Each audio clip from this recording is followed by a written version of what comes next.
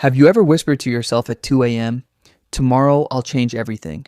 I'll wake up early. I'll fix my life all." But then the alarm rings and you hit snooze again and again. By the time you finally get out of bed, the world is already loud, messy, and moving faster than you can catch up. That was me for years, until one day I tried something different. I started waking up at 5 a.m., not once, not for a short challenge, but every single day. And what happened in the next few months completely changed my life. If you've ever wished for more time, more peace, and more control over your day, this is for you. Let's talk about the real power of a 5 a.m. routine and how to actually build one that works for you.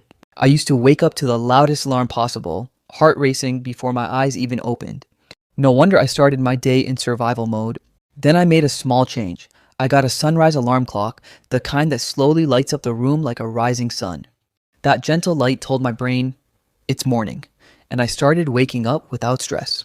The next thing was water. Before checking my phone, before brushing my teeth, I drank a glass of water, sometimes with lemon. After 7 to 8 hours of sleep, your body is dehydrated and that water wakes up your brain, metabolism, and digestion.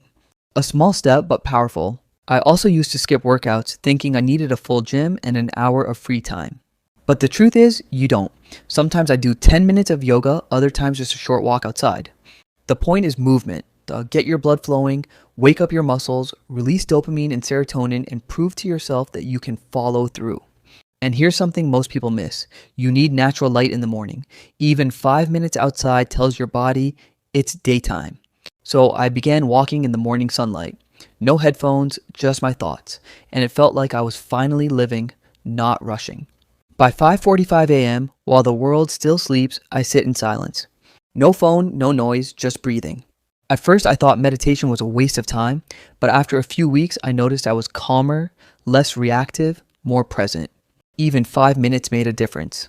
After that, I pick up a simple notebook and write 3 things: what I'm grateful for, how I feel right now, and what I need to focus on today. Most of us live on autopilot, scrolling, stressing, reacting.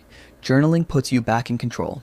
Around 6 a.m., I do something for personal growth. Sometimes it's reading a book, sometimes learning a new skill, like Spanish on Duolingo or watching a tutorial. Early mornings give you the quiet space to learn and grow before the world steals your attention.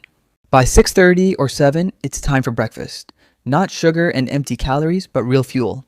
Protein, healthy fats, hydration. This isn't about dieting, it's about energy. After breakfast, I check my calendar.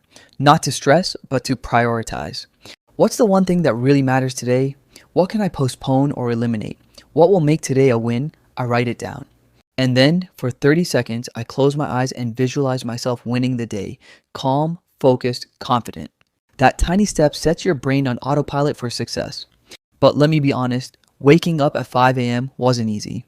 The first few days, I hated it.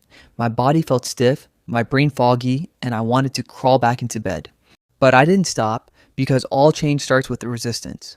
What helped me was simple: preparing clothes the night before, keeping my phone in another room, following a checklist, and using light alarms or upbeat music. And here's the key: you shouldn't wake up early just because successful people do it. Do it because your future self deserves it. Imagine your life after 6 months of 5 a.m. mornings. More peace, more progress, more self-respect.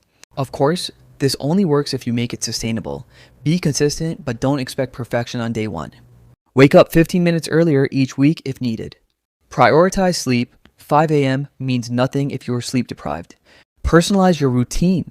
If yoga isn't your thing, dance. If journaling feels weird, record a voice memo. And don't try to shift from 8 a.m. to 5 a.m. overnight. Go step by step. Also, remember, a great morning starts with a peaceful night. I've shared my night routine in another video, how I shut down distractions and prep for deep sleep. Trust me, that's half the battle. Here's the truth. Waking up at 5 a.m. won't magically fix your life, but it will give you the time and clarity to finally face it. That goal you've been avoiding, you'll finally start. That anxiety you carry, you'll learn to manage it. That feeling of being stuck, you'll begin to move forward. This isn't just a morning routine, it's a choice to stop living reactively and start living intentionally. So here's my challenge. Don't just watch this and do nothing. Try something tomorrow. Set your alarm 30 minutes earlier. Drink water, move your body, breathe, reflect, keep growing. This is your time. Before the noise, before the notifications, before the world demands something from you. Choose yourself every morning, starting at 5 a.m. Drop a comment. What would you do with 2 extra hours each morning? And if you're ready to take control of your day, hit subscribe because your life isn't waiting. It's 5 a.m.